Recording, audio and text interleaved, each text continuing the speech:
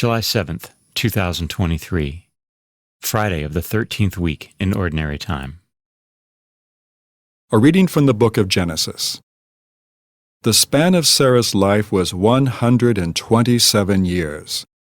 She died in Kiriath-arba, that is, Hebron, in the land of Canaan, and Abraham performed the customary mourning rites for her. Then he left the side of his dead one and addressed the Hittites. "Although I am a resident alien among you, sell me from your holdings a piece of property for a burial ground, that I may bury my dead wife."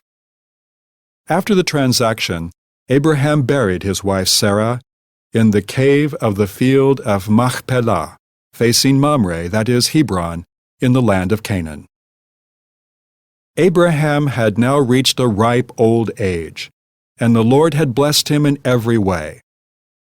Abraham said to the senior servant of his household, who had charge of all his possessions, "Put your hand under my thigh, and I will make you swear by the Lord, the God of heaven and the God of earth, that you will not procure a wife for my son among the daughters of the Canaanites among whom I live, but that you will go into my own land and to my kindred, to get a wife for my son Isaac." The servant asked him, "What if the woman is unwilling to follow me to this land? Should I then take your son back to the land from which you migrated?" "Never take my son back there for any reason," Abraham told him. "The Lord, the God of heaven, who took me from my father's house and the land of my kin, and who confirmed by oath the promise he then made to me, I will give this land to your descendants. He will send his messenger before you, and you will obtain a wife for my son there. If the woman is unwilling to follow you, you will be released from this oath, but never take my son back there."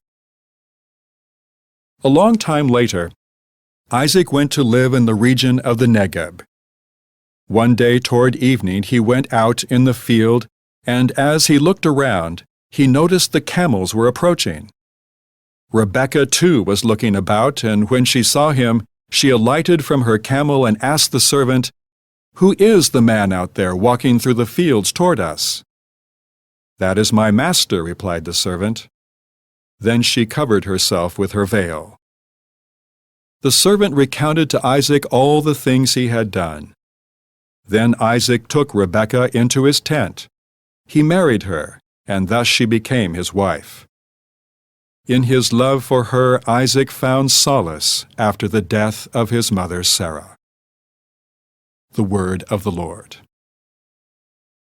The responsorial psalm.